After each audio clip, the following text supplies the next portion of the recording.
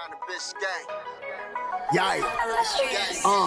5 on the floor, ride for my dogs. Where here's the thing, you can check the score.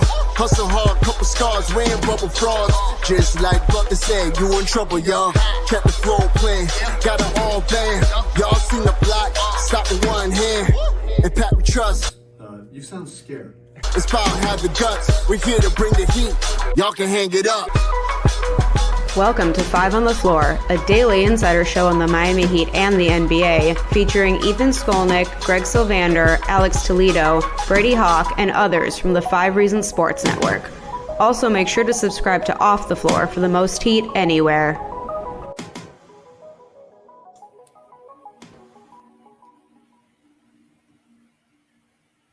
We are scared. Welcome into an episode of 5 on the Floor, our first live of the season. I believe I picked a winner for this one. They never win in Denver. I knew this was going to happen, but that's okay. You can follow me at Ethan J. Skolnick in the 5 Reasons Sports. We got Greg Sylvander. You can follow me at Greg Sylvander, and we've got Alex Toledo. You can follow him at Tropical Blanket. Brady Hawk, who you can still follow again at Brady Hawk 305, will be back with me tomorrow. You can comment here if you want to send us super chat too. We won't turn that down. Miami Heat lose in Denver 135. Let me repeat that. 135 to 122. Made it somewhat of a game late. Got it within 7. Never really a threat to go ahead.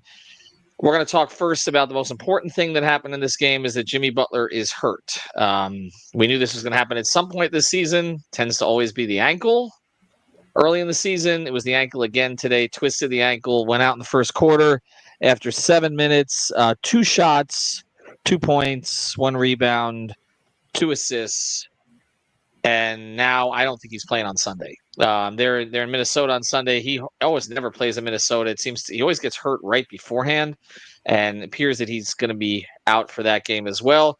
Heat now 3-5 on the season. They've started this road trip 0-2. Close games against Sacramento at home. Close game against Phoenix on the road. Tonight was not really as close as the final score suggests. Losing by 13. We're going to get to all of our sponsored segments here in the minute, but Greg, let's just start here because this is not one of those. He's not going to be the player of the game, the player of the game, or the defending the house segment. Jimmy Butler out. That's not ideal because you already look like you're careening toward I don't know what, but it's not good. You've lost 3 straight. You're on the road. You're going to have to finish up this road trip. 2 games in Indiana. Excuse me. Those are 2 hard words to put back to back. It's a recipe for disaster when you're already starved for. Tonight they were better on offense, but the defense was just so bad. But to replace Jimmy, you've had Jaquez out. Now you're going to need Jaquez back immediately. These are the things you're looking at, and you just can't afford. We've talked about this team over and over again. Can't afford the margin for error is so small. And so to lose Jimmy now when you're already kind of spiraling, it feels like, at least that's my perspective of kind of what it looks like out there. It's a tough break. You mentioned the Nuggets, and they shot 62% tonight. 62%. 51.4% from 3. Westbrook had 10 assists off the bench. They don't even have Aaron Gordon right now. That's been a huge problem for Miami in the games that they've faced him. On the Jimmy thing, here's where this is, okay? Guys are going to sprain their ankles. It happens to all of them. It happens to him a lot. But there are so many things that fans were worried about before the season that are playing out that we can't ignore them. Like, it was, okay, when is Jimmy's going to get hurt? Is Bam going to carry over what happened in the preseason?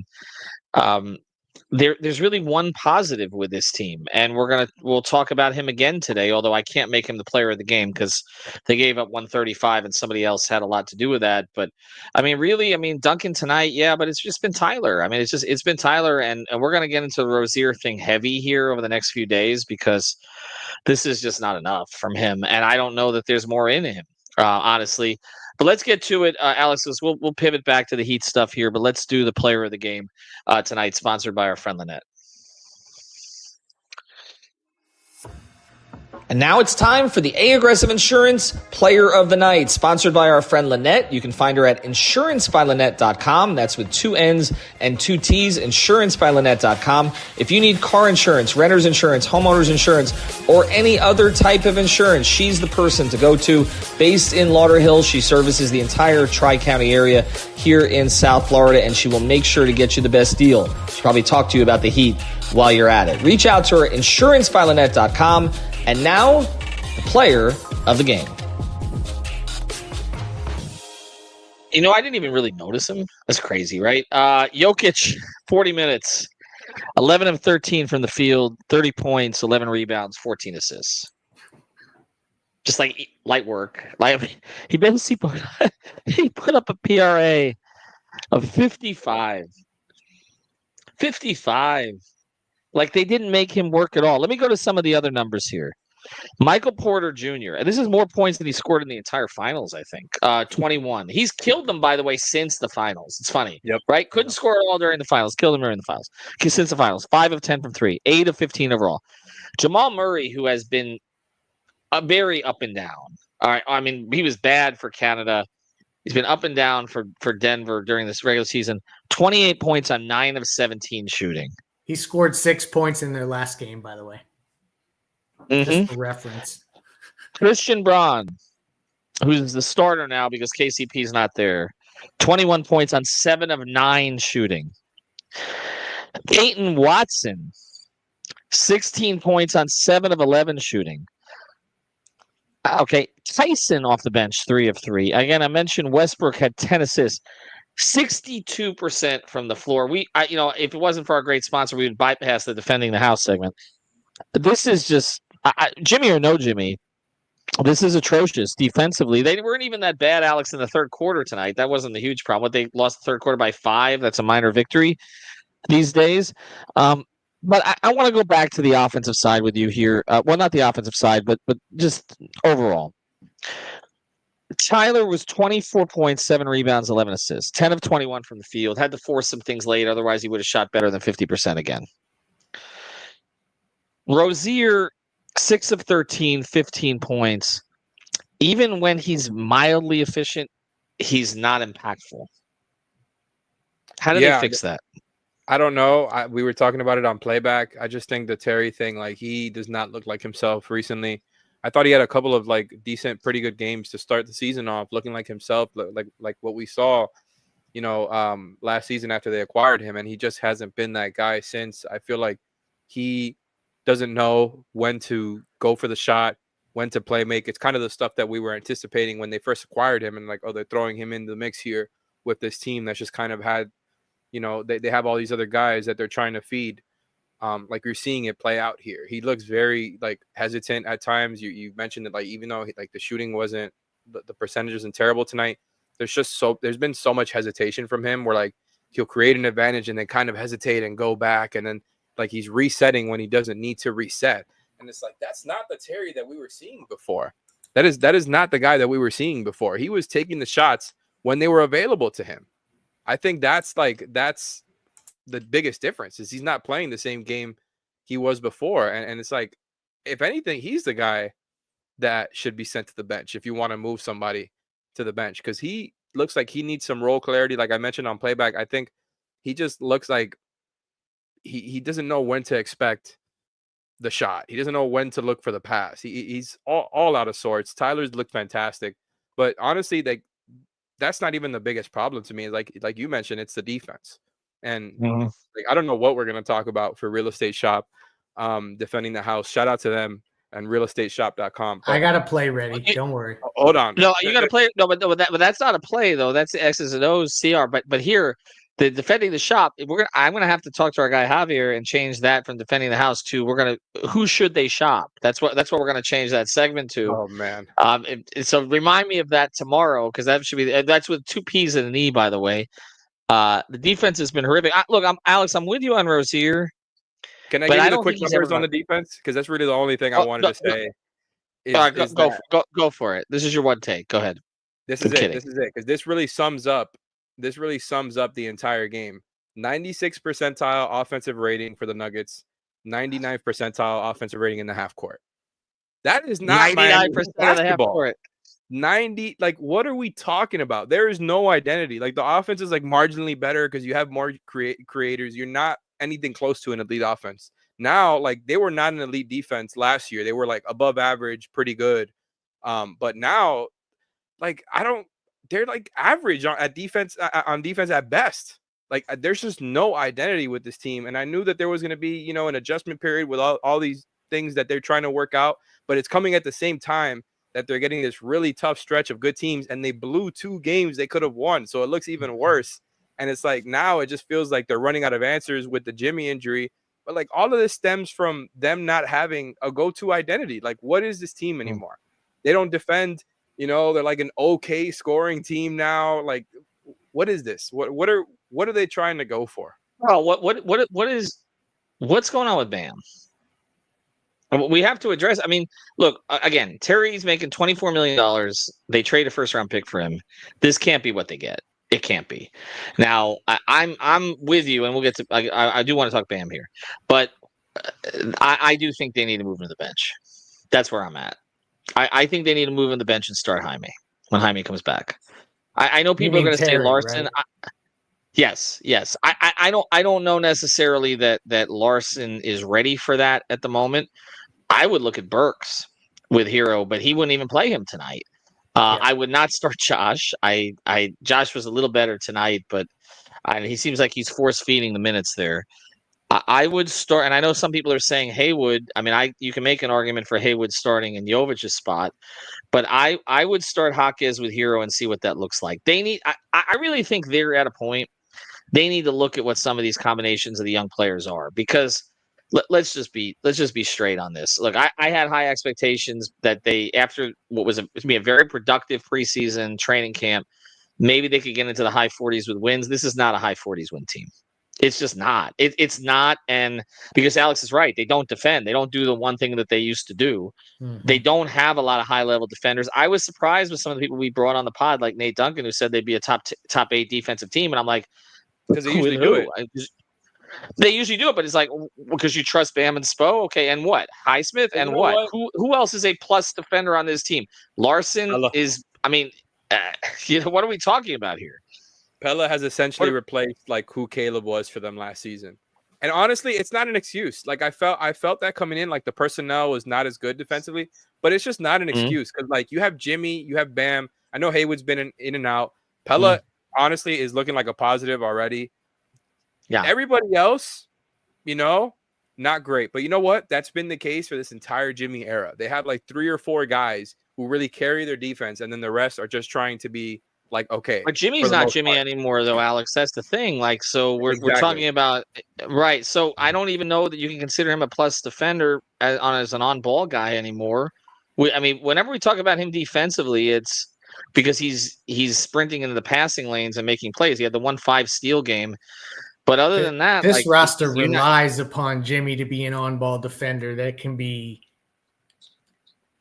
relied upon, and they're just not getting that necessarily. Who knows when he'll be back now? I think that makes this road trip even more weary as we wind down.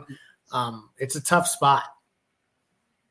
It's a tough spot in a lot of different ways, and I just, again, I don't want to put it all on Jimmy, but you're right. They're forcing him because of the lack of wing defenders on this team. They're forcing him to play more of that role now, and yet saying, okay, you still need to carry somewhat offensively. It seems like they pivoted more to Tyler. The one thing that has worked, he's not. Well, now he's not going to do either for the next couple games. He's not going to play in Minnesota. I think that's pretty clear. I wouldn't be surprised if he takes the player either. No, I know. But it's this is feeling really transitional, like right purgatory now. Yeah, it does. It just feels like they're rolling this thing out to see how it worked and sort of see who emerged, and it's basically just been Tyler. And like Duncan had a game tonight, like it's good to see him kind of get his legs under him, for sure, and that may help in a trade situation with him ultimately. Okay, which again, we have to start talking about that. We do. I'm not trying to trade Duncan, but I'm saying you have to talk about what the pieces may be, because the only thing that's saving them right now is that the East sucks, with the exception of the Cavs and the Celtics. Mm-hmm. And so you got the Bucks and the Sixers are even worse than they are. But both, and I called the Bucks situation, okay, but the Sixers will pass them once they get healthy. And I just don't. And I think the Knicks will get their shit together. So I don't know how much longer you're going to be kept afloat. But there are other teams in the East that look better. Charlotte looks better than them right now. Like I know they beat them, but Charlotte looks. There are teams in the East that you can see their young players and kind of how they fit and how they gel. And I'm not the forcing the Rozier hero thing, which we talked about in the preseason. We were concerned about, and basically one guy has swam to the other side of the pool. The other one's drowned. And I think that it's ultimately proven to hurt Bam. It has. Let's talk about Bam here in a second. I do want to talk about let's do the defending the house segment. Let's do it.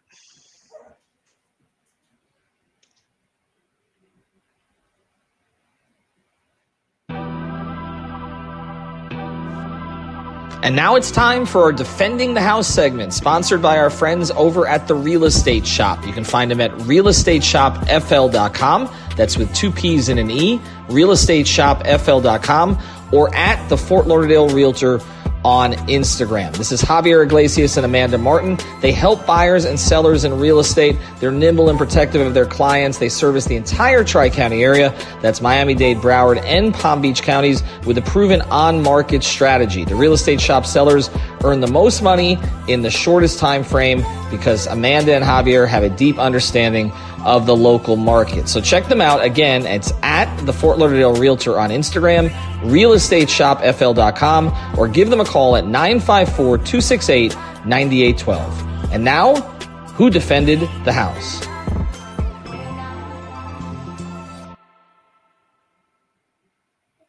Well, the answer is no one. So let's talk about Bam specifically. Okay. Sorry, Javier. Like I said, we're changing it to who are they shopping today? By the way, Major was right. He's in the comments here. 15 minutes, and we're on the second segment, the over cashes. You knew we weren't going to be 15 and out. I'll just either of you can answer this, okay? Bam doesn't look like a great defender to me this year. The metrics suggested differently earlier in the year, but he does not look like he's not as impactful as I'm used to seeing him. Are my eyes lying? Is he having to cover for too many other people? I mean, we saw there was at one point today where over the 2 games he had shot 10 of 37 from the floor, and a lot of those are bunnies. So is the fact that he has to cover for a bunch of weak defenders, including the backcourt, is that bleeding over into his offense? Is it bleeding over now into his defense? What is going on here? I mean, I think it's more what you said there, where he's just trying to cover up for a lot of guys there, and I think it's getting in his way there. And I think you're spot on. Like, I think the offense is a part of it too. Like, Jimmy has been saying this since the beginning, right? Since the entire Heat tenure, like, he really believes that when they're missing shots, it seeps into their defense, and I see that at times. Sometimes I feel like maybe that's like his go-to, and it doesn't always apply.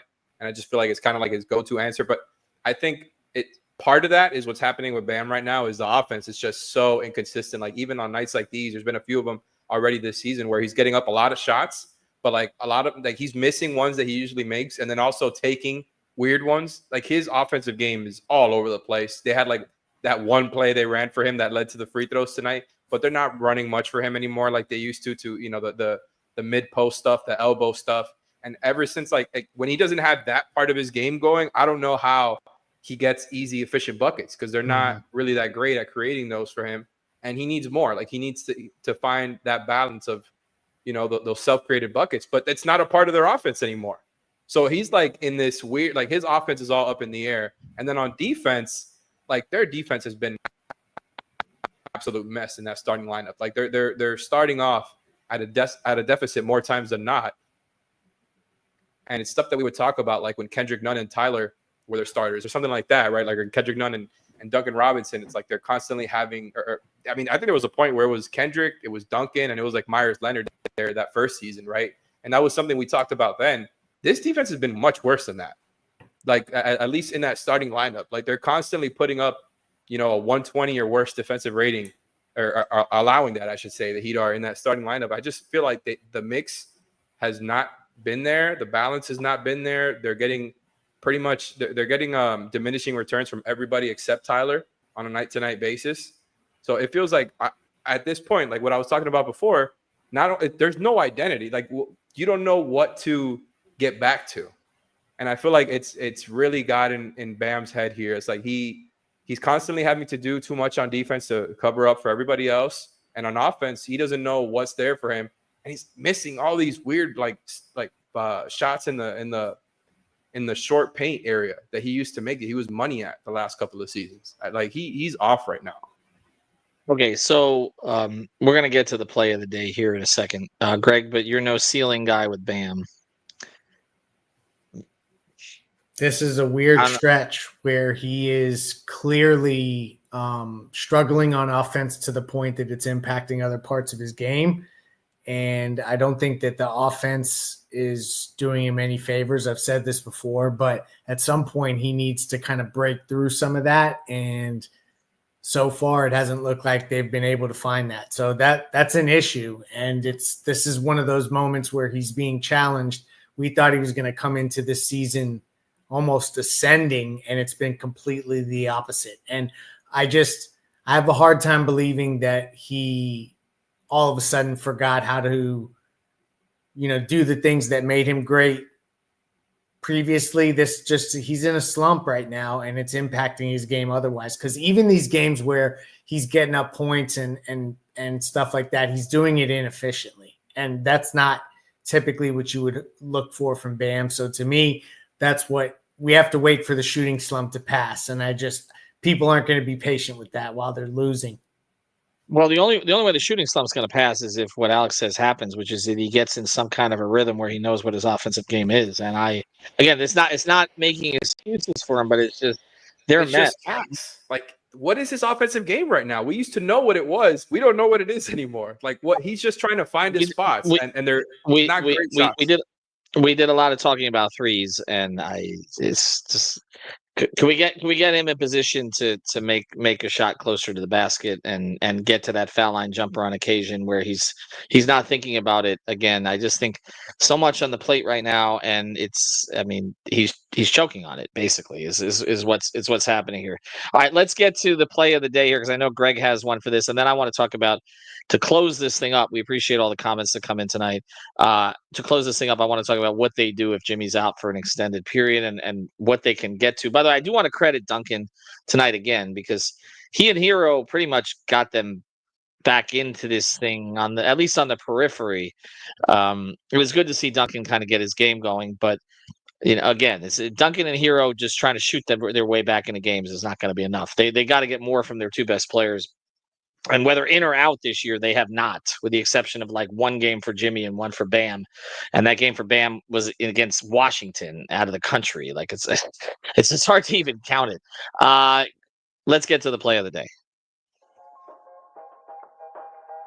And now it's time for the X-Ray of the Play of the Day, brought to us by our friends over at Mobile C-Arm and Staffing Services.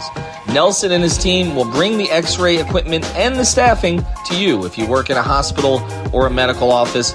Get a consultation today at c-armandstaffing.com or give them a call at 561-891-9620. Their fleet of trucks at your service. Again, it's Mobile C-Arm and Staffing Services, 561-891-9620.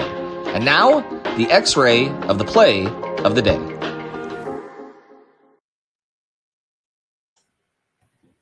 I will say, Greg, we don't do a lot of show prep here. We were joking about this on playback. I have no idea what you're going with. No clue. Well, trust me, it's not going to be anything that Heat fans love, but it's the one play I remember from this game. Terry Rozier took it to the basket. Russell Westbrook blocked it out of bounds and then made a big deal about it. And it was just a microcosm of a much bigger issue. The team just never finishes at the rim, and this was another moment where they didn't. Westbrook got the big block, and on to Minnesota they go.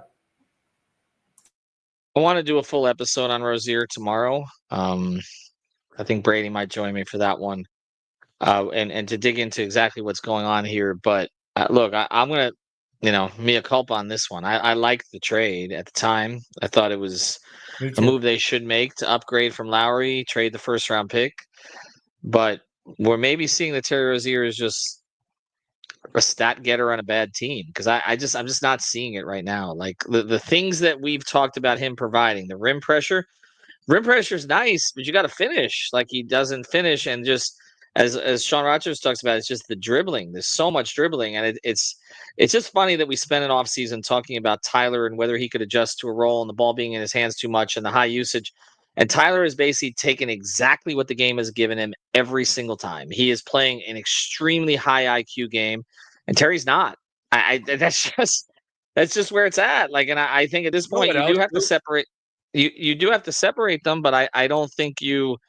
It's not Tyler that's going to the bench now. I mean, that's over with. That's never happening. Okay, so for those who wanted that ain't happening. You're not putting your best player on the bench. And that's what he's looked like so far this season. I would use this opportunity with Jimmy out to get Jaquez fully integrated now and run some stuff through him and let him go a little bit. If he's healthy enough to sit on the bench, I would assume, which he was tonight, I would assume he's going to play in Minnesota. I assume Jimmy's not going to play in Minnesota. Start Jaquez, okay? I would consider starting Duncan. Or Burks. Putting Terry on the bench. See what that looks tricky. like. Without Jimmy, they may think that they need that much more offensive ammunition in the first unit. So I don't know if they're going to move Terry while Jimmy's out. Maybe not. But I want to see something different. The last thing I'll say, you mentioned Tyler versus Terry and like how they're adjusting to this role. There's like a spectrum, right, of decisiveness. And Tyler is on one end of it and Terry is on the other end. And it's crazy because like it felt like it was kind of not all upside down, but in a way it was inverse last year, where like Terry came in and he was firing, he was playing his game, and he looked so confident doing it. That's gone out the window, and now Tyler's like the best version of himself, making quick decisions, like still showing off the stuff that he's done the past few years while playing off ball, like legit playing the ball of his career. And I just think the fact that it's played out this way is funny. They're on completely different, like opposite end of that spectrum right now of decisiveness and like confidence. Well, Tyler looks like a basketball player right now. I don't know what the rest of these guys look like. He just looks like he's playing ball. He's just playing. Whatever happens, he's happy. Tyler looks as comfortable as he looked playing in the Miami Pro League. Like, he just does. Like, he just looks like the game's coming to him. He's like, whatever they're giving me. He has essentially very quickly mastered this role, and everybody else looks completely confused. And now we're in a situation where it's going to be this watch on Jimmy and what game is he going to play. This is exactly where the organization did not want to be at this point. It's why we told you they had to win at least 4 of their first 6 games, because this road trip was going to be a disaster. And it's a disaster. I wouldn't even count on the Detroit game. Kate Cunningham can get them. They're going to guard him. They had to bring in Highsmith to guard him last time to slow him down, because Hero and Rozier could not do it. I don't know. Smith season. It's where we are. We're just cycling through. By the way, Ware played. Is everybody happy with that? Jokic looked at him like, seriously, like he was a new horse. He was going to buy to, that he was just like, yeah, exactly. Okay. And I give him credit. He competed. He tried. But I mean, that's almost unfair. All right. We thank everybody for joining us. It's a Friday night, so we're going to let everybody go to sleep, get to what they want to do. I apologize to my co-hosts for making them go live tonight. We're going to get out in 30 minutes, though, or less, right? 30 minutes or less. Thanks to our sponsors. Brady and I will be back with an episode tomorrow. We'll be back for the game against Minnesota on Sunday night. Have a good one, everyone.